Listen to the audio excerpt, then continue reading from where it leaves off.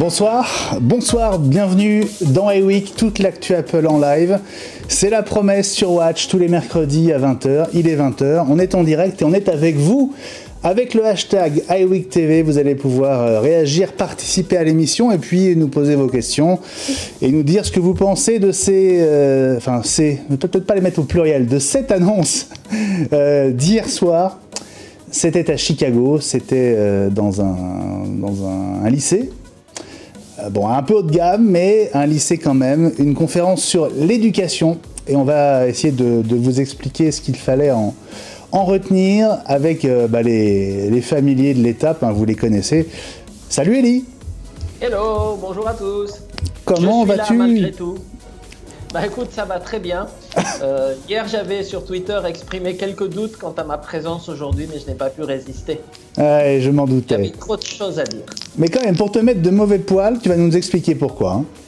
Hein. À côté de toi, l'autre Watchman, c'est Gilles Dounès. Salut Gilles. Salut Benjamin, bonjour tout le monde. Comment ça va? Tu t'es coupé les cheveux? Oui. Pour fêter le nouvel iPad. Non. Pas vraiment, c'est catastrophique. C'est ça. Bon, lui, il n'a pas besoin de se couper les cheveux, au moins. C'est François. J'attendais la transition. Écoute, je l'ai pas fait exprès, mais là, je pouvais pas résister. Je comprends. Très heureux de vous retrouver ce soir. Et puis, je pense qu'on va avoir, comme on l'a dit sur Twitter, un débat animé. Ouais. On va tâcher de ne pas couper les cheveux 4. Ouais, surtout ceux de François. Bien, Gilles. Comme on l'a vu à l'instant, François, tu es enseignant, donc évidemment, ce qui s'est passé hier soir, ça doit te concerner, te parler en tout cas assez directement. C'est super que tu sois avec nous. Et vous qui êtes sur Twitter, vous pouvez aussi poser des questions, notamment directement à François. Profitez-en pendant toute l'émission, on est là ensemble et on est là pour ça. Alors hier soir, c'était donc... hier soir, et encore, j'exagère, c'était hier après-midi, puisqu'il était 17h à Paris quand a commencé cette conférence, cet événement à Chicago. Peut-être qu'on peut juste expliquer pourquoi Chicago, c'était inhabituel, c'était la première fois. C'était dans un lycée. Parce que le thème, c'était l'éducation, et c'est un peu le retour des conférences thématiques, des événements thématiques. François, oui. Est-ce que tu veux la main sur ce sujet-là? Je pense qu'on est retourné entre guillemets à la base d'Apple, puisque historiquement, quand même, Apple et l'éducation, c'est quand même très lié. On a refait allusion dans tous les articles qu'on a pu lire au fait qu'Apple, à une époque, donnait des ordinateurs gratuitement aux écoles, aux étudiants, etc. Et c'est vrai que depuis quelques mois, voire années, on dit un peu qu'Apple laisse tomber le milieu de l'éducation. Je suis pas complètement d'accord. Maintenant, on a vu une grosse remontée des Chromebooks et autres tablettes un peu cheap. Je vais me faire allumer sur Twitter, mais je l'assume, des ordinateurs un peu cheap. Non. Et je pense que l'objectif pour Apple, c'était de reprendre la main et de se remettre en avant sur ce domaine de l'éducation. Il reste quand même un gros marché pour Apple malgré tout, avec les professionnels évidemment, mais je pense que c'était important de faire une thématique uniquement là-dessus. Juste, tu as parlé de matériel gratuit à une époque? Je crois qu'à une époque, j'ai relu ça sur un site, je sais plus lequel, de Tech Génération, je crois. Apple offrait des ordinateurs au milieu des années 80, mais faudrait que quelqu'un confirme, histoire que j'évite de dire de grosses bêtises. Mais Peut-être dans des gros projets très emblématiques. Ouais. Ce que faisait Apple au début, en tout cas, c'est qu'il faisait un programme dès le début avec Steve qui s'appelait L'avenir n'attend pas, Kids Can Wait. Et il faisait 30% de remise aux enseignants et aux étudiants, ce qui était énorme. Hein. Donc voilà. C'est vrai. Alors c'était valable en France aussi. C'est comme ça que j'ai eu mon premier Macintosh. Ah bon? T'étais prof? Non, Tu étais étudiant? J'étais prof. C'est ça. Il l'avait acheté à son nom et c'est moi qui en avais bénéficié. Il y avait eu du lobbying de la part de Steve à Washington pour qu'il y ait des déductions d'impôts pour les sociétés qui feraient de la charité, en fait, qui distribuerait des ordinateurs, du matériel scolaire, et Apple avait donné Washington avait refusé. Par contre, l'État de Californie, lui, avait accepté, Et donc Apple avait distribué un ordinateur à toutes les classes de l'État. Je crois que on voit ça dans la bio de Steve Jobs de mémoire, je crois qu'ils en parlent. Dans un des livres, j'avais lu ça, ouais, effectivement. Absolument. Bon, avant d'entrer dans le vif du sujet, je voudrais vous saluer, vous qui êtes sur Twitter, qui nous rejoignez en ce moment en direct. Beaucoup de noms et de surnoms familiers. Salut à Shinji qui nous dit bonsoir. Salut à Stoff. Bien le bonsoir à toutes et à tous, dit-il. Oui, enfin toutes. Vous êtes sûrement très nombreuses, mesdemoiselles, mesdames, devant votre écran. Mais ici, on est un peu entre hommes, malheureusement, ce soir. D'ailleurs, on aura une invitée la semaine prochaine. L'une de vous, justement, qui est souvent devant Ewick, sera avec nous. Elle sera en duplex et elle participera à l'émission la semaine prochaine. Elle s'appelle Mylène et on est très content à l'idée qu'elle soit notre invitée la semaine prochaine. Salut à Walter. Walter qui me dit Benji en mode Friday Wear. C'est vrai que oui, j'avoue que je me suis habillé un peu vite ce matin et je suis venu comme j'étais, donc voilà. On essaie quand même d'être assez à la cool, assez naturel hein, sur Watch et dans Ewick, vous l'avez remarqué. Walter nous dit bonjour à toute l'équipe et vive les iPads compatibles Pencil. Ça va être le sujet de l'émission justement. Et puis voilà, Dan est là et les autres qui sont en train de nous rejoindre. Bienvenue à tous. On va saluer Jean-Christophe Vigne aussi qui est au théâtre, n'est-ce pas, ce soir, et donc qui regardera l'émission en replay. Mais il va quand même, je pense, passer une petite tête d'une manière un petit peu détournée tout à l'heure. Alors donc hier soir, Chicago, 17h. Rendez-vous était pris pour cet event dédié au monde de l'éducation. On espérait pas mal d'annonces de matériel. En fait, il n'y en a eu qu'une véritablement, n'est-ce pas Ellie? À ta grande déception. Pas du tout, parce que je savais qu'il n'y aurait rien. Non. Pas la peine de faire un live, c'était pas la peine, on le savait. C'est vrai qu'on s'est posé la question jusqu'à hier matin. Hein. On était prêts dans les starting blocks à faire une spéciale et puis tous les indices indiquaient qu'il y aurait assez peu d'annonces. Et donc on l'a joué moderato, d'autant plus que le stream n'était pas dispo sur le direct, donc on ne pouvait pas non plus récupérer les images, donc ça faisait trop d'incertitudes. Et donc, Ellie, l'annonce, c'est ce nouvel iPad. Il y avait quand même à Chicago, on va dire, tout le staff d'Apple, comme pour une grosse keynote. Ah, tout était figé, donc je ne sais pas si vous me voyez. Il y a eu à un moment donné un gel de l'image, mais... Je te disais, il y avait quand même à Chicago tout le staff d'Apple comme pour une grosse keynote. Mais oui. Tim Cook sur scène, évidemment, ça c'est le moment où ça a commencé. Alors c'est un détail, évidemment, mais j'ai trouvé les illustrations, vous savez, avec ce type de dessin en un seul trait, absolument magnifique pendant toute la conf. Vous voyez, là, c'est Chicago qui est stylisé, et tout ce qui a été montré sur l'écran était fait avec un pencil, et donc des dessins en un seul trait, vous savez, sans lever la mine. Et j'ai trouvé qu'il y avait, je ne sais pas qui a fait ces dessins, mais il y a un gros talent. On en verra quelques exemples tout à l'heure. Voilà, je salue un de nos amis qui passe en régie. Voilà. Alors, on rentre dans le vif du sujet? Ouais. La police aussi de caractère. Pardon? Superbe. La police de caractère qui est utilisée pour le visuel de l'événement et la page d'accueil d'Apple. .com et d'apple.fr et elle aussi superbe. Alors, je suis pas sûr que ce soit une police de caractère personnellement. Je pense que c'est tout ça a été fait à la main. Mais voilà, on va pas rentrer dans un débat sur le détail. On va rentrer directement dans le vif du sujet à propos de ce nouvel iPad qui a donc été annoncé hier après-midi. C'est un modèle qui ressemble de très près à ce qui existait déjà, en tout cas dans le design. On va voir la vidéo qui a été utilisée donc pour le dévoiler.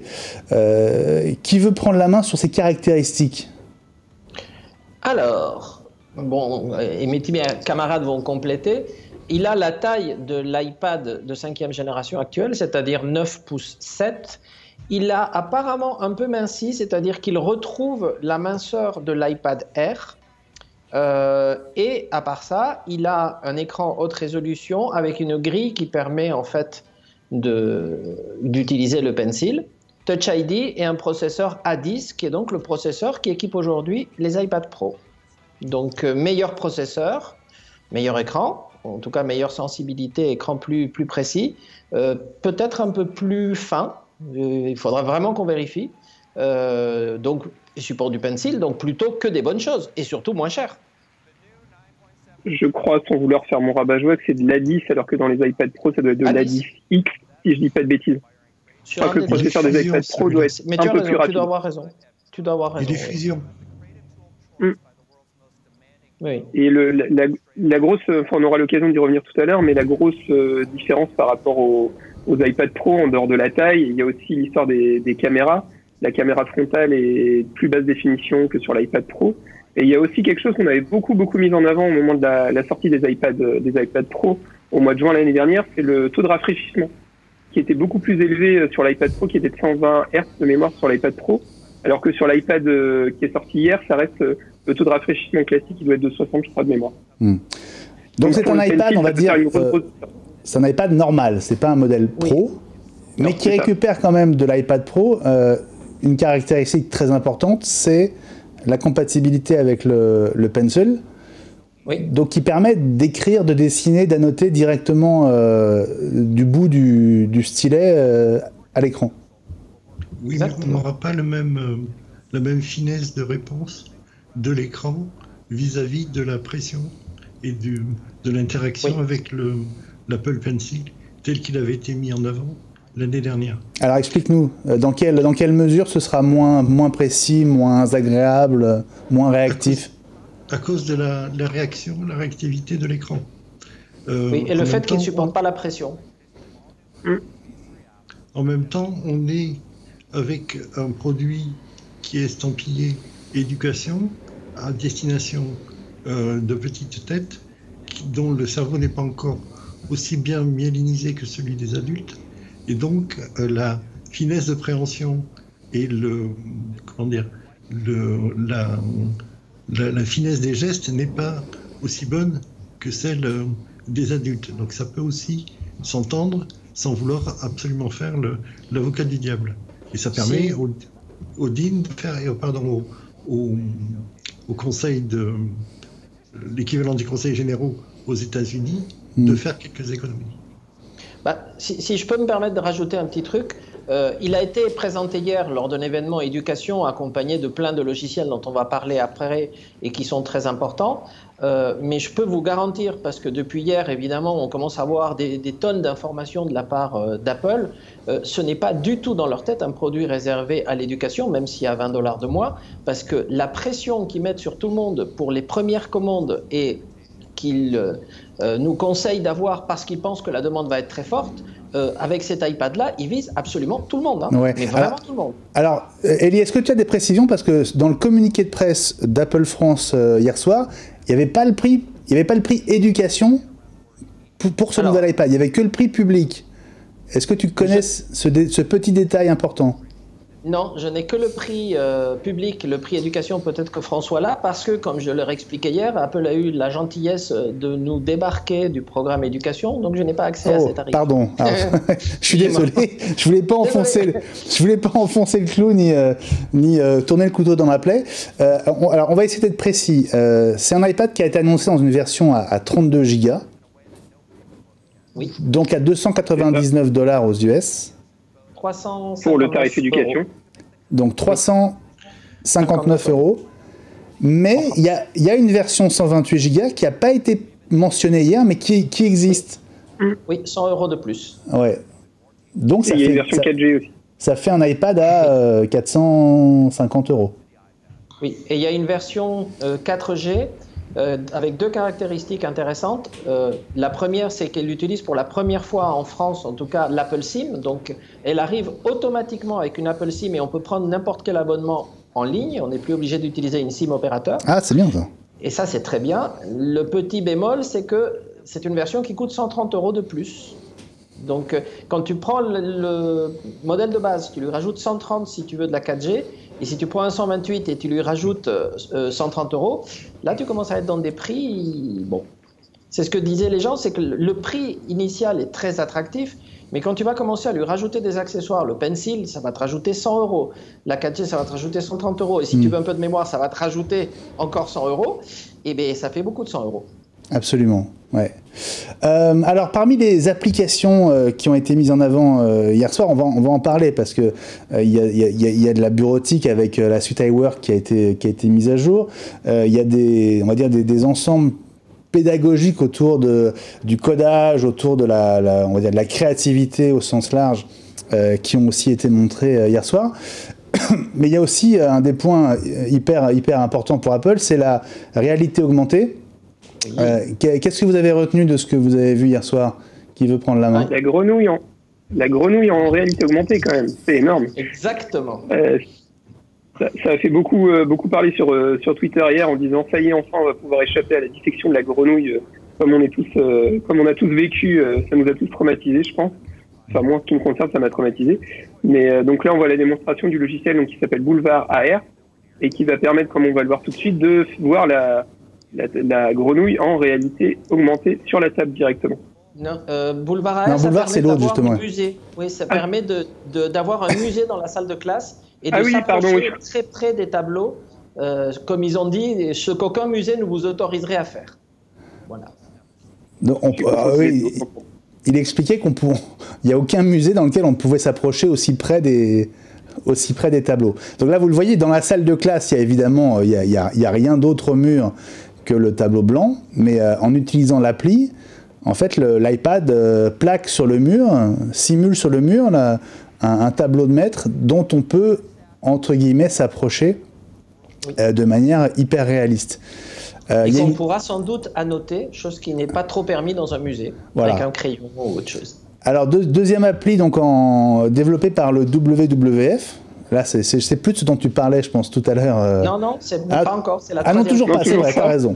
Non, celle-ci permet donc travailler sur un écosystème, donc de voir l'habitat, d'avoir les animaux, etc. Et puis de faire des simulations du style, si on met un barrage à cet endroit, qu'est-ce qui se passe? Alors, il y a un assèchement des terres aux alentours. Est-ce que les animaux restent? Est-ce qu'ils ne restent pas? Donc, de faire vraiment de la simulation avec le petit effet de l'eau qui tombe sur le sol, qui est assez magnifique. Dans votre salle à manger, vous allez avoir une inondation virtuelle. Et ça permet de faire beaucoup de simulations et de varier les paramètres. Et c'est assez chouette. Et puis, effectivement, il y a eu une troisième démo. Et là, je pense que c'est celle que tu attends, mon cher François. J'ai été trop vite. On a tous, en même temps, je vais vous dire, j'ai toujours trouvé ça horrible, mais je trouvais ça quand même plein d'enseignements d'avoir une vraie grenouille. Là, ça permet d'éviter d'embêter une grenouille, on va dire, mais on voit le rendu sur l'écran, et donc cet élève là va pouvoir, avec du bout du pencil, découvrir les différents organes de la grenouille en cliquant dessus, en soulevant des... en train de manger. Voilà, c'est ça, bon appétit à tous. Mais puisqu'on parle de réalité augmentée, s'il coupe une artère, il devrait y avoir un jet de sang virtuel, mais moi je pense que pour la réalité de la chose et traumatiser quelques têtes blondes, il aurait dû aller jusque-là. Petite question quand même sur l'intérêt de cette technologie dont on a beaucoup parlé avec l'iPhone, l'iPhone 10 notamment il y a 6 mois. Est-ce que vous pensez que ça peut avoir un impact et que ça peut être un argument de vente important pour Apple justement sur ce marché de l'éducation? C'est une révolution. Pour tout ce qui est conceptuel et difficile à se représenter, moi j'ai fait des études de psy et on avait de la neuro les 3 premières années à dose renforcée. On a dû se représenter le cerveau, toutes les voies afférentes et efférentes les différentes zones en se basant sur différentes coupes en longitudinale, transversale, etc. Là, je rêvais littéralement de ce type d'application. Tout ce qui est représentation en 3D pour des molécules complexes, pour de l'astronomie. Les Américains en font beaucoup dès le plus jeune âge. Pour des vecteurs, etc. C'est vraiment des choses qui, d'un point de vue conceptuel, demandent des efforts d'imagination assez importants. Là, ça le met à la portée de vraiment tout le monde. C'est vraiment une révolution d'un point de vue pédagogique, à mon avis. Oui, Elie. Oui, une petite question qu'on nous pose par Twitter au passage, puisqu'on n'y a pas répondu, qui était pourquoi à Chicago? Et Walter nous dit c'est pas comme ça qu'ils vont rentabiliser l'Apple Park. C'est très drôle. Mais en fait, on y avait répondu la semaine dernière. C'est en fait parce que ce lycée qu'ils ont choisi, c'est un lycée qui fait beaucoup de technologie, qui a les meilleurs résultats aux États-Unis dans le domaine de la technologie et qui produit, d'ailleurs ils l'ont dit pendant la conf, le nombre de PhD le plus élevé des États-Unis. Ouais. Et à part ça, comme Gilles a très bien dit, parce que c'est la veille de la saison d'achat, donc il fallait qu'Apple montre à tous les acheteurs potentiels des États-Unis qui vont s'équiper pour la saison prochaine ce qu'ils avaient à offrir et avec le plus de variété possible, le plus de logiciels possible, pour qu'Apple récupère toutes ses commandes. C'est pour ça que je parlais de lycée haut de gamme au tout début, mais peut-être que Walter n'était pas encore complètement arrivé. En tout cas, c'était un lieu différent. C'était aussi pour marquer la différence, je pense, avec les grandes keynotes habituelles. Là, on était sur un événement particulier qui visait un secteur bien précis du marché pour Apple. Et vous avez été étonné qu'il n'y ait pas d'autres produits annoncés hier soir? Non, c'était cohérent pour vous? Prévu. Et je voulais ajouter un truc par rapport à ce que tu dis, quelque chose par rapport à ce que tu disais, Benjamin, c'est qu'on va le voir peut-être tout à l'heure. On est dans un État, l'Illinois, qui est relativement sinistré et qui est une population assez différenciée et peu favorisée. Il y a beaucoup d'ouvriers maintenant au chômage avec toutes les difficultés de l'industrie lourde et de l'industrie automobile. Et donc, il y a un effort qui est fait par rapport en direction de cette population-là, et on le verra peut-être tout à l'heure avec le clip d'entrée de la conférence. Avec ces enfants, on aurait pu être dans une cour d'une école d'un hypercentre. Je pensais éventuellement voir arriver les Blues Brothers ou Sister Whoopi Goldberg dans un orphelinat. Alors, Elie, et après on va passer à l'image qu'on vient de voir. Alors, un petit complément aussi par rapport à Chicago. N'oublions pas que l'Illinois et Chicago, c'est le territoire de Barack Obama qui est très très proche de Tim Cook. Et donc, c'est aussi une façon d'apporter un peu de support à Barack Obama et son équipe. Bon, il était pas là pour autant. On a vu Al Gore dans la salle. Hein, oui. Mais pas Barack Obama. Alors, c'est très intéressant. C'est un hasard, mais on tombe sur cette image. Alors, on a pas mal parlé de Logitech hier soir lors de cet événement Apple. On a parlé de l'Apple Pencil, donc, qui est compatible avec ce nouvel iPad, destiné à l'éducation, mais pas seulement. Logitech va fournir aussi deux accessoires. Alors, il y a cet ensemble, ce combo un petit peu baroudeur, avec un clavier et une housse. Mais bizarrement, on ne retrouve pas les technologies de connexion qui existent sur les iPad Pro. Et puis voilà, il y a ce crayon, vous voyez, qui est 2 fois moins cher que le crayon Apple. Qui ne sera pas vendu en France. Qui ne sera pas vendu en France. Et pourquoi alors voilà, on rentre dans les petites ou les grosses incohérences qui ont hérissé Elie et notamment Jean-Christophe hier soir. Expliquez-nous un peu la stratégie d'Apple par rapport avec les produits Logitech et ces technologies qui ne suivent pas, on va dire, sur cette nouvelle génération d'iPad. Comment ça se fait? Logitech, on ne sait pas, puisque c'est une société indépendante et qui ne se sont pas exprimés, mais c'est extrêmement bizarre, surtout qu'un crayon, il n'y a pas besoin de traduction ni quoi que ce soit, il se branche. Mais ce qu'on commence à voir, c'est qu'il va être réservé aux écoles. Donc il faudra être un établissement scolaire pour pouvoir le commander, il faudra les commander par 10. C'est comme ça.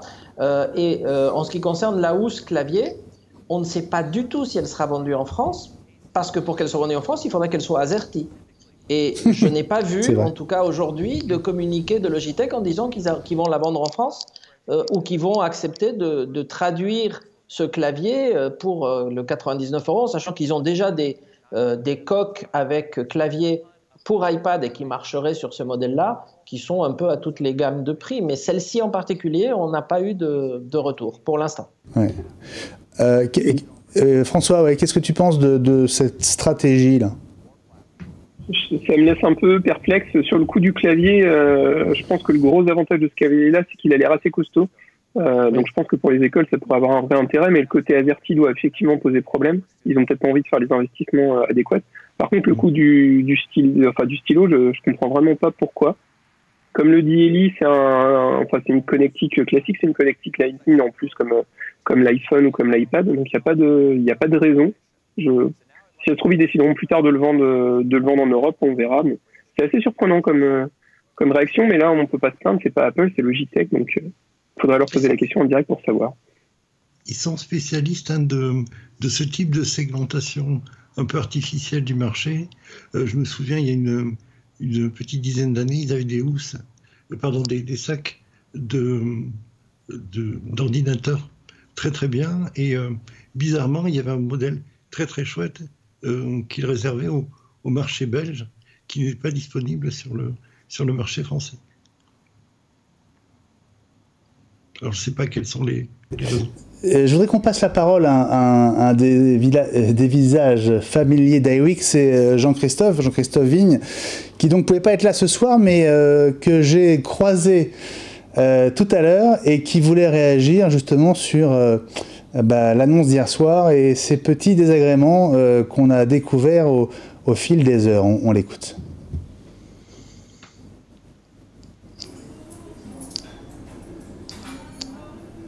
Voilà, donc Christophe, ces annonces. Écoute, du bon et du moins bon. Alors, je pense qu'en plateau, vous parlerez du bon, donc je vais m'attaquer au moins bon. Le moins bon, c'est le matériel pour moi. On avait évoqué la semaine dernière la possibilité qu'Apple ressorte son iPad Pro 9.7 qui n'était plus au catalogue et réduise le prix pour en faire un iPad pour éducation. Malheureusement, Apple a choisi de sortir quelque chose d'un peu hybride, c'est-à-dire un iPad qui s'inspire de l'iPad R1, compatible avec le crayon, mais qui ne reprend pas, par exemple, le Smart Connector qui permettait d'utiliser le clavier d'Apple que j'ai là, que tu connais, qui est le clavier, la couverture avec clavier intégré, qui est un peu molle mais qui a l'avantage d'être très légère et justement qui serait parfaite en classe parce qu'elle résiste aux projections d'eau, on peut la tordre, elle fonctionne encore. À la place, Apple a choisi, je ne sais pas pourquoi, de ne pas mettre ce connecteur et d'orienter ses utilisateurs vers un clavier, un tout nouveau clavier fait par Logitech et vendu exclusivement par Logitech, exclusivement vendu dans les classes. Le pire étant qu'on ne peut acheter ce clavier que par lot. Il faut 10 commandes de clavier pour réussir à le recevoir. Donc c'est un peu dommage. Apple fait cet iPad uniquement pour les universités et les milieux de l'éducation. C'est une très bonne idée si les universités sont intéressées. C'est plus compliqué si elle doit convaincre les étudiants d'acheter un iPad plutôt qu'un Chromebook, ce que les étudiants font en masse puisque les Chromebooks aujourd'hui coûtent à peu près 300 $. Donc on est déjà à 100 $ de moins pour un outil qui a un clavier intégré, qui marche très bien, qui a des logiciels éprouvés, qui sont des logiciels sur le web. Donc on peut se demander, on peut s'étonner du pari d'Apple et moi j'attends vraiment de voir si les universités vont prendre le pari. Voilà, Jean-Christophe Vink qu'on a croisé tout à l'heure. Bizarre, hein, effectivement, cette politique de vente d'Apple. Peut-être que ça se passera en 2 temps, comme tu le dis, François. Mais c'est sans doute un peu décevant pour les autres pays que les US qui auraient sans doute aimé profiter notamment de ce crayon de Logitech moins cher. Il y aura peut-être un marché gris, hein, comme ça a été le cas dans d'autres occasions. À propos de Jean-Christophe, je voudrais juste vous rappeler l'existence et la sortie du nouveau numéro d'iCreate. Nos amis Nicolas Gozlan, Alexandre Lenoir, que vous retrouvez dans le garage sur Watch. iCreate avec, vous le voyez, un grand dossier sur HomeKit, 16 pages, qu'on doit justement à Jean-Christophe. Si vous vous intéressez à la domotique et à tout ce qu'on peut faire via Siri avec son iPhone, son Mac, etc. Je vous recommande ce nouveau numéro d'iCreate avec aussi un grand dossier sur le nettoyage de son Mac. Il y a des moments où c'est pas qu'on devrait le faire, c'est que ça devient complètement indispensable. Donc vous avez tous les conseils dans iCreate. Oui. En fait, je ne pense pas que ces nouveaux iPads, ce nouvel iPad, enfin, on a vu qu'il y avait plusieurs options, étaient tant destinées au marché du supérieur que ce qu'on appelle le marché du K12, et plus particulièrement au marché un peu la maternelle et surtout le primaire. C'est ce qu'on a vu surtout mis en avant, éventuellement un peu le collège, mais c'est vraiment sur ce type de petite tête blonde et moins blonde d'ailleurs que l'iPad est destiné. Je suis d'accord. Ouais. Est-ce qu'il y a une urgence pour Apple à réagir, notamment face au succès de Google et des Chromebooks, qui sont, c'est vrai, très abordables, hein, autour de $300 pour un ordinateur qui fonctionne, qui embarque les logiciels sur le cloud de Google et qui a déjà un clavier, etc. Donc on n'a pas à acheter d'accessoires supplémentaires. Avec tous les défauts. Ouais, Ellie ? Oui, avec tous les défauts des produits Google, donc sous Android entre autres. Et par exemple, si ces jeunes têtes blondes dont on vient de parler installer Facebook comme par hasard, et bien sur un système Android et non pas iOS, et bien tous leurs contacts, tous leurs messages, toutes leurs conversations, etc. auraient pu être capturés par des sociétés de marketing, puisqu'il y a eu une affaire en cours en ce moment et Apple a beaucoup insisté et réagi. D'ailleurs, il y a une interview de Tim Cook d'aujourd'hui sur le sujet en disant sous iOS ça serait pas arrivé et chez Apple non plus. Voilà, cette réaction de Tim Cook.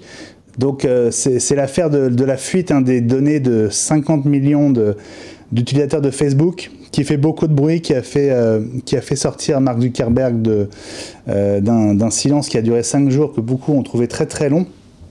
Vous étiez peut-être sur RTL il y a 2 jours. Il en a été question dans l'émission de Thomas Hugues et de Sidonie Bonnec, où j'ai eu le plaisir d'être invité. Tim Cook dit très clairement, c'est une situation dans laquelle je ne me serais jamais retrouvé. Bah, la question, c'est de savoir si Facebook s'est fait duper ou a joué un rôle actif dans la fuite de ces infos. Oui, c'est ça qu'on ne sait pas. En plus, c'est des choses qui se sont passées il y a quelques années, mais Facebook avait été peut-être un peu laxiste à l'époque. On ne sait pas, on attend. C'était en 2015, donc c'était un an avant l'élection de Donald Trump, en fait. Oui, mais le contrat avec cette société anglaise, Analytics, était bien antérieur à ça. Et le problème, c'est qu'ils ont laissé des portes ouvertes, en fait, des API en tout cas accessibles. Et ils s'étaient engagés à effacer les données. Ils ont écrit apparemment un document, si on croit ce que dit Facebook, signé par les deux sociétés, comme quoi les documents avaient été bien détruits, mais peut-être pas les API, ce qui fait qu'ils avaient peut-être détruit des vieux data, et puis ils sont allés en chercher des nouveaux en 2015, en utilisant des portes qui étaient toujours là, apparemment, mais sans le dire à Facebook, qui du coup se sont un peu violés, entre guillemets. Mais le pire, c'est pas un certain nombre de renseignements destinés à cette étude politique sur les habitudes de vote de certains Américains ou leurs préférences. Et d'ailleurs, tous les gens qui postent des sujets politiques dans Facebook doivent les assumer parce que c'est très public, ce type de plateforme. Mais le plus embêtant, c'est que à travers justement ces API, on pouvait récupérer, lorsque les utilisateurs avaient un système Android, le carnet d'adresses, c'est-à-dire tous les numéros de téléphone, les adresses mail, etc. de l'ordinateur, ainsi que l'historique des conversations SMS de style WhatsApp ou SMS direct, et les exploiter. Et là, on rentre vraiment dans la vie privée des gens. Ouais. Je sais pas ce qui a été posté. Bon, on va pas faire de Facebook le sujet de la semaine, mais c'est vrai que la réaction de Tim Cook l'a fait entrer dans notre radar, évidemment. Gilles, tu voulais dire quelque chose ? Oui, c'est les données personnelles et l'exploitation des données personnelles est la base même du modèle économique et de Google et de Facebook. Donc il ne faut pas s'en étonner. Bien sûr. Oui. Facebook te détournait pudiquement les yeux jusqu'à ce que ça devienne trop criant. Et c'est la raison pour laquelle Apple a augmenté de façon drastique la quantité de la place allouée au compte iCloud des étudiants et des profs, des élèves, des comptes élèves, voilà, achetés par les établissements pour se remettre à niveau et à compétition avec Google, avec le logiciel en plus qui va aider à faire des éléments pédagogiques. On en a parlé longuement la semaine dernière. Ouais. Alors, si on peut lancer une petite pique, juste 10 secondes. Oh, vas-y, oui. Pour tous ceux qui nous ont sorti des messages dithyrambiques sur des produits comme le S9 il n'y a pas très longtemps. Si vous étiez resté sous iOS, ça ne vous arriverait pas. Voilà. Restons iOS.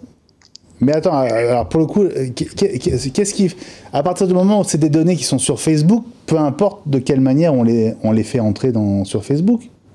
Non, mais dans Facebook, il n'y a pas le carnet d'adresses. C'est à travers ces API-là, si Facebook était installé sur un système Android, on pouvait aller chercher des renseignements ailleurs que dans Facebook. C'est ça la faille de sécurité. Ouais. Alors qu'Apple, avec le sandboxing, c'est absolument impossible. Ouais.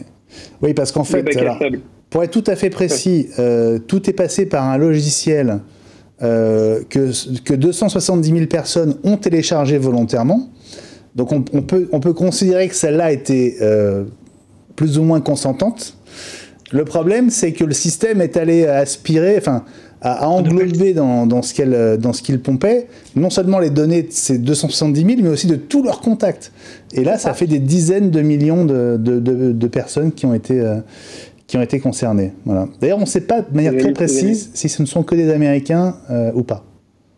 C'est le problème, normalement, oui. Mais... Ça doit être majoritairement... C'était quand même très lié à l'élection qui approchait, donc c'est probablement des Américains. Oui. On revient à nos moutons ? Oui, alors François va nous annoncer qu'il va mettre à la vente des espaces de 200 gigas au marché gris. Et donc, je pouvais. Alors oui, donc je vais vous remontrer l'image. Donc c'était l'image notamment de MacG qui avait cette confirmation que le crayon de Logitech ne sortirait pas en France. On a sur Twitter, j'ai toujours un œil sur Twitter, hein, ne croyez pas qu'on ne vous suit pas. Joël qui nous dit avec pas mal d'humour, il est où mon encrier et mes plumes sergent-major. Et je suis sûr que si mon père regarde, il comprendra cette référence au plaisir de l'écriture manuelle et de la typographie. Apple essaye de reproduire ça de manière digitale, on va dire. Oui, c'est ça. Hein, n'est-ce pas, mon cher François ? C'est pas pour rien qu'on parle du pencil et pas du stylet. Oui. Le crayon, c'est pas un vrai stylet. Quand on voit je sais plus où est-ce que je l'ai rangé, quand on voit l'aspect du pencil, c'est vraiment une plume, ça fait vraiment un crayon plus que les gros stylets comme on peut les trouver à droite à gauche. Ouais. On le tient vraiment comme un stylo. Alors il y a des conséquences il y a d'autres conséquences et d'autres annonces qui découlent de celles du nouvel iPad. Notamment le prix de l'Apple Care baisse un petit peu sur les iPads notamment, n'est-ce pas Elie ? Alors, absolument. Oui. Il a baissé légèrement, ce qui est plutôt une bonne chose. Le prix d'ailleurs, parce que c'est passé aussi un peu inaperçu, le prix de l'iPad mini a baissé aussi. Ah oui, absolument. Il est toujours au catalogue, il n'est pas mort. Mais il est de plus en plus dépositionné. Moi qui adore l'iPad mini, là franchement il est resté en A8.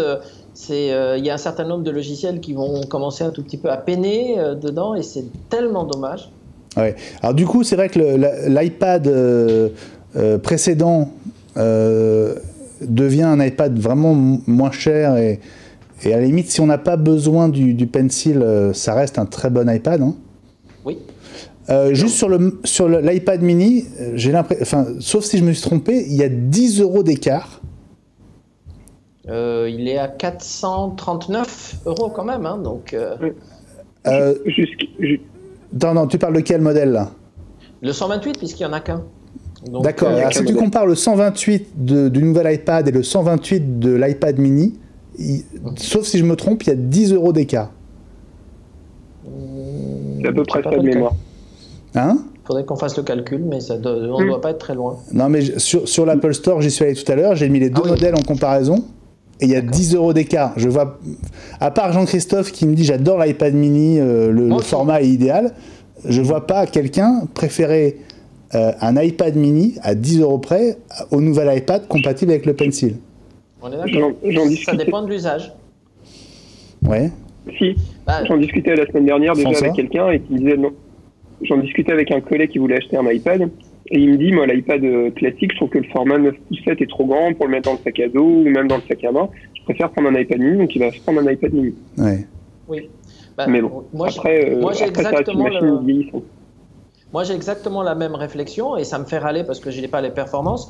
L'iPad mini est le seul qui rentre dans la poche d'un blouson sans problème. Et donc, tu peux le trimballer partout. Il a un format DIN A4, donc quand tu le mets dans la voiture, dans la console centrale, ça te sert de GPS d'appoint ou de système de communication d'appoint. Il rentre parfaitement dans une console centrale de voiture, alors qu'un 9/7 ne rentre pas. Il faut le mettre un peu de biais. Et ensuite, pour lire, moi qui lis énormément, pour le tenir à une main quand tu es couché, etc., c'est parfait, alors qu'un iPad traditionnel, il faut le tenir à deux mains. Hein. Tu as beau essayer, ou alors il faut avoir de très très grandes mains, mais moi je trouve le mini parfait pour tous ces usages-là. C'est vrai. Comme disait Jean-Christophe tout à l'heure, c'est le deuxième iPad idéal. Bon, encore faut-il pouvoir avoir deux iPads, ce qui n'est pas donné à tout le monde, malheureusement. Vous savez que dans cette émission, on a depuis quelques semaines des rendez-vous avec des chroniques. Alors ce soir, événement, enfin actualité un peu particulière, mais on va quand même essayer de les faire. Et la première de ce soir, ça va être avec toi, Gilles. C'est quoi le sujet en un mot pour nous donner envie? En un mot, c'est l'éducation, pour rester raccord avec l'actualité, dans les débuts de le coming out d'Apple dans l'éducation. Il fait partie de son DNA, comme disait Steve. Eh ben on y va, c'est Connecting the Dots. Si tout va bien.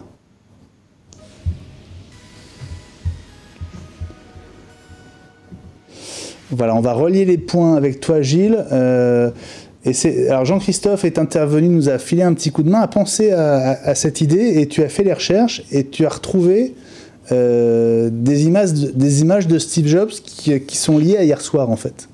Jean-Christophe avait pensé à autre chose, auquel on aura droit la semaine prochaine, sans doute, j'espère. J'étais un tout petit peu plus loin.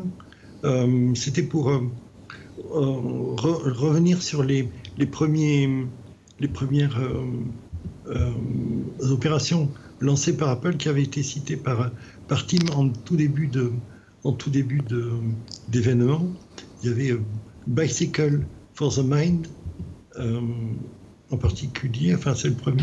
Si tu veux lancer Wheels for the Mind. Mais il avait montré un truc avec un vélo, effectivement.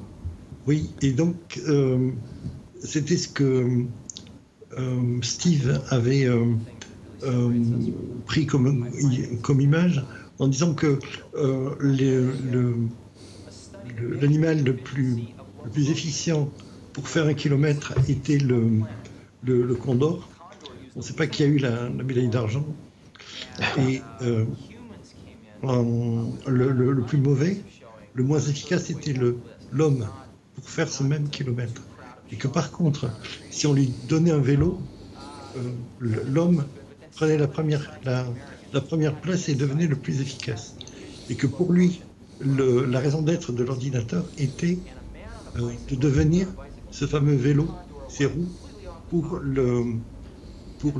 l'esprit, de manière à ce que tout le monde puisse avoir un effet de levier et développer ses possibilités pour devenir le plus efficace possible. C'est ce qu'on voit là dans cette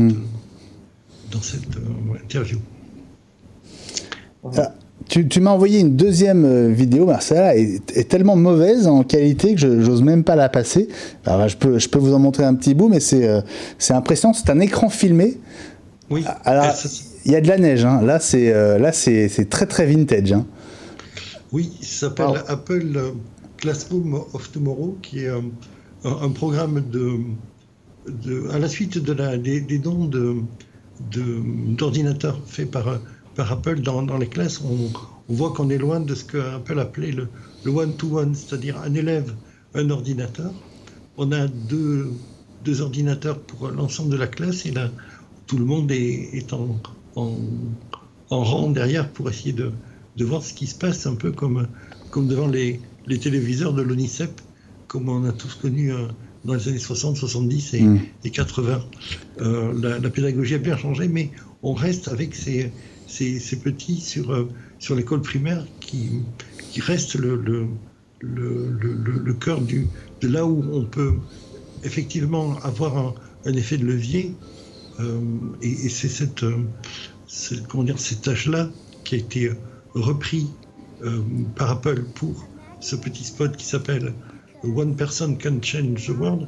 On voit les enfants qui parlent avec alors on ne sait pas si c'est écrit ou si ce sont leurs réflexions qui a été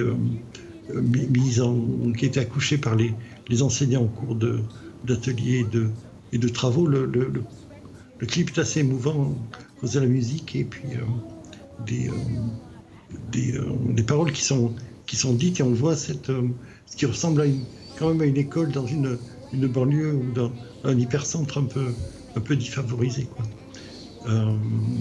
Donc voilà, c'était ces choses-là que je voulais montrer en parallèle de ce qui a été montré hier, parce que on parle beaucoup il y a une révolte des classes les plus favorisées vis-à-vis de la technologie qui est déployée dans les écoles, en disant oui, mais les chefs, les moguls de l'informatique refusent dans leur ghetto de riches que leurs enfants soient éduqués avec ce type de technologie. Chez eux, ils ont accès à une culture académique classique, chose que la plupart des gens qui sont dans des classes moyennes et des classes moyennes inférieures n'ont pas accès. Et donc c'est la façon qu'on peut avoir pour donner à ces enfants l'envie d'apprendre et pour éveiller leur curiosité, et ça marche vraiment très très bien. On en reparlera, j'espère, un petit peu plus tard. Il y a une vraie différence entre la pédagogie classique et la pédagogie avec les tablettes et les ordinateurs. Elie ? On avait dit 2 minutes, il a un gage, hein. Et là, oui, d'autant que sur l'éducation, c'est bon. D'autant que la caverne d'Ali Baba est réclamée par Jean-Marie. Alors, j'espère qu'on aura le temps. Il y a éventuellement un produit dont tu pourrais nous parler. Oui. Voilà, on est prêt. Si on a le temps, on va le faire. Je voudrais quand même, puisqu'on est sur hier soir et qu'on essaye de mettre cette annonce, cette conférence en perspective dans l'histoire d'Apple. Jean-Christophe, tout à l'heure, nous parlait de l'iPad avec un E à la place du I. On se souvient aussi qu'à un moment, il y avait eu l'iMac. Et je crois que c'est ton sujet d'iStory, François. Ah, on t'entend plus ?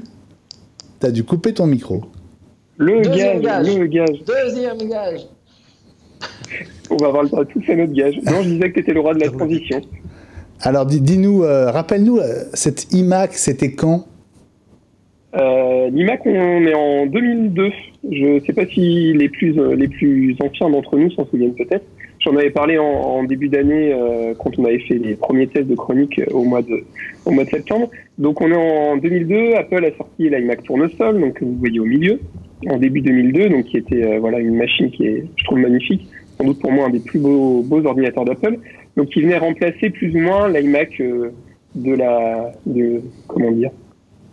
qui qui a permis à Apple de ressusciter, on va dire, pour utiliser un terme, la semaine de Pâques. Donc ça va tenir. Tout à fait, donc l'iMac berlingot. Et le problème, c'est que l'iMac tournesol était très très cher. Alors j'ai noté les tarifs. L'iMac qui était quand même à 1499 €. Et donc du coup, au niveau de l'éducation, ça posait vraiment problème. Donc Steve Jobs avait annoncé qu'il tuait les écrans cathodiques. Et au final, en avril 2002, il décide de lancer le Mac. Alors qu'on doit prononcer iMac en anglais. Donc on est censé dire iMac et iMac. Donc c'était le E pour éducation. Donc il y a une petite vidéo si tu veux la passer, comme ça permettra de voir en direct. J'ai essayé de tenir mes 5 minutes pour pas avoir un deuxième gage. Ah voilà, donc, l'iMac. C'est une vidéo de présentation du coup de l'iMac. Donc on retrouve un PowerPC G4. Donc il était vendu comme l'ordinateur avec un PowerPC le moins cher. Donc il était proposé à partir aux environs de $1000 pour les écoles. Donc on retrouve dedans un lecteur de CD classique. Il y avait quand même pas mal de connectiques. La grosse différence évidemment entre l'iMac et l'iMac de l'époque, l'iMac tournesol, c'est le poids. L'iMac faisait quand même 23 kilos. Donc j'ai pas demandé à Ellie de nous sortir de sa caverne. Hein. Je sais pas si tu en avais un d'ailleurs. J'en ai. Voilà. J'aurais dû te demander de l'amener, ça t'aurait fait faire un peu d'exercice d'ordre de l'haltère. Alors que l'iMac de l'époque, l'iMac berlingot pesait seulement entre guillemets 17 kg. La grosse différence aussi, c'est qu'il y avait une poignée sur l'iMac qu'on ne retrouve pas sur l'iMac. Donc pour essayer de faire succinct, finir dans mes 5 minutes, et Kelly est tourné faire la caverne d'Alibaba. 2 mois après, l'ordinateur a vraiment un bon succès d'estime au niveau de l'application. Le grand public le réclame, donc Apple finit par décider de le vendre au grand public. Et à partir du mois de juin, on retrouvera cette Mac au catalogue d'Apple. Je ne sais pas si tout le monde se souvient de cet ordinateur-là. J'imagine que oui. Oui. Ouais. Et moi, je sais que j'en ai pas eu un, mais j'en garde un souvenir sympa parce que c'est vrai qu'on retrouve quand même un peu l'idée de l'iMac G3 de l'époque. Alors, il sera au catalogue d'Apple jusqu'en 2005.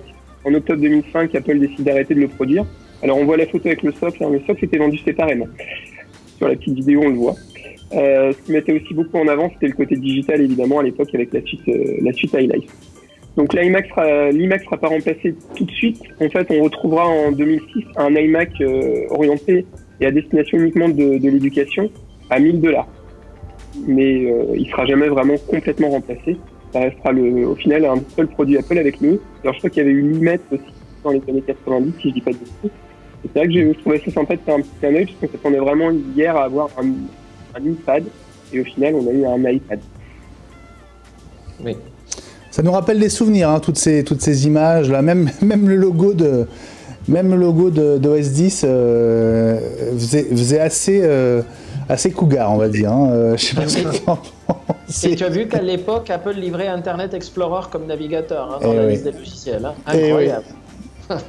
C'était une autre époque. Et puis, peut-être qu'on peut faire un retour, François, sur la part de marché d'Apple dans l'éducation à l'époque. Alors, c'est pas à l'époque, hein, je l'ai pris parce que c'est Jean-Christophe qui nous l'avait envoyé sur Twitter tout à l'heure. Ça, c'est des chiffres qui datent de maintenant. Qui sont plus récents. Ouais. C'était juste pour montrer l'importance des Chromebooks dans les parts de marché au niveau de l'éducation et comprendre qu'Apple est effectivement un gros chantier au niveau de l'éducation, parce qu'on voit que la part des iPads depuis 2014 a vraiment beaucoup baissé. Donc du coup, on espère que ça permettra à Apple de remonter un peu la pente, même si je pense que tout le monde est un peu déçu, au moins pour le niveau d'éducation. Je pense qu'on s'attendait tous à un peu autre chose. Ouais, absolument. Bah écoute, peut-être que l'iPad... Moi j'ai une autre explication pour ce truc. C'est depuis qu'ils nous autorisent plus à vendre en éducation. Bah voilà. C'est logique. Et oui, ça fait peut-être partie des raisons, effectivement. Et il nous reste 3-4 minutes, alors c'est pas lourd. On va quand même préciser, les amis, que la suite iWork a évolué depuis hier pour tirer parti du Pencil sur le nouvel iPad, avec des mises à jour de Pages, de Numbers, de Keynote, mais aussi GarageBand et Clips, si je ne me trompe pas. C'est ça. Voilà. Donc ça, tous ceux les iPad Pro profitent aussi de cette mise à jour, j'imagine. Bien sûr. Hein, j'ai fait la mise à jour et ça fonctionne. Absolument. Ellie, sans transition, on satisfaire nos internautes qui te réclament à corps et à cri. Allez. Tu voulais nous parler de Sensibo. Oui, et ça peut se faire vite car c'est un petit produit très utile pour certaines personnes mais qui s'explique en 2 minutes. Alors, car Sensibo, en fait, c'est un petit boîtier. Donc là, tu as une vidéo qui se pose n'importe où et qui permet, ça a l'air tout bête, de piloter une climatisation. L'avantage, c'est que ça pilote tous les modèles de climatisation du marché et que donc, de n'importe où, tu peux mettre un timer, comme ils expliquent, ou tu peux régler la température d'une pièce. C'est en fait une sorte de multi-télécommande, mais pilotable par le Mac, pilotable à distance, et que ça permet de faire des choses rigolotes avec des scénarios et des choses comme ça. Seul inconvénient, c'est que il n'est pas compatible HomeKit pour l'instant. Ils y travaillent, il n'est pas compatible HomeKit. Par contre, il est totalement compatible Alexa et Google Home. Ce qui va faire plaisir à Jean-Christophe, entre autres. Et donc, c'est un petit boîtier, il est comme ça, moi j'en ai un, et ça marche super bien parce que tu peux dire, en fait, une demi-heure avant d'arriver à la maison en plein été, déclenche la clim dans le salon ou déclenche... Alors, il en faut un par clim, hein, c'est-à-dire que si tu as 3 clims différentes et pas centralisées, il t'en faut un de chaque. Ouais. Parce que, en fait, tu peux le mettre très loin si tu veux, mais il faut qu'il soit dans la même pièce où se trouve la clim. Et il n'y a pas besoin de lui apprendre quoi que ce soit. On le met en marche, on lui dit quel type de climatiseur, il y a une liste, et il se débrouille. Et après, le logiciel est très convivial, puisqu'on peut changer la vitesse, on peut changer la température, on peut changer l'horaire. Voilà, donc c'est un produit très simple, beau packaging, très facile à installer, ça s'installe en 2 secondes. Et pour ceux qui ont des clims, c'est génial. Alors on peut aussi, ceux qui ont des clims réversibles, ça peut aussi déclencher le chauffage, hein, mais voilà. Voilà, donc c'est un petit marché, mais utile pour ceux qui l'ont. C'est donc le Sky de Sensibo. C'est ça, exactement. Et ça vaut combien? Alors, c'était dans le site, j'ai pas le prix en tête, si tu as la page web, sinon je est-ce que je l'ai? Je l'ai peut-être, et je l'ai peut-être pas. Alors attends, je te dis ça tout de suite. Je l'ai, mais j'ai pas le prix sur la page. Alors, j'ai besoin que tu m'aides. Oui, je te le donne tout de suite, le temps de descendre. Tu sais quoi, le temps que tu le cherches, parce qu'il va falloir qu'on se quitte, je voudrais juste dire un mot de Command IT, le rendez-vous organisé notamment par Guillaume Jette, il nous en a parlé il y a 8 jours, auquel tu as participé, François. On va revenir dessus, mais tu sais quoi, on va attendre que Guillaume revienne, et avec vous deux, on fera un retour complet sur Command IT. C'était bien, juste en un mot, François? C'était top, de très belles rencontres, très beaux échanges, hyper constructifs. Vraiment une très très belle journée, puis ce que j'insiste vraiment là-dessus, beaucoup de rencontres super sympas. Donc je recommande à tous les techniciens Apple d'y aller l'année prochaine, parce que c'était vraiment, vraiment intéressant. Ouais, mais on y reviendra en détail. Puisqu'il y aura une 2e édition. Merci beaucoup les amis, l'heure est passée très très vite comme d'habitude. On se retrouve la semaine prochaine, mercredi 20h en direct, pour le 20e numéro d'iWeek saison 5. Passez une très bonne soirée sur Watch où les programmes continuent. Tout de suite, le garage. Et puis à 22h, vous retrouvez en direct l'équipe de CinéWatch pour toute l'actu ciné. Passez une très bonne soirée et à la semaine prochaine. Salut à tous!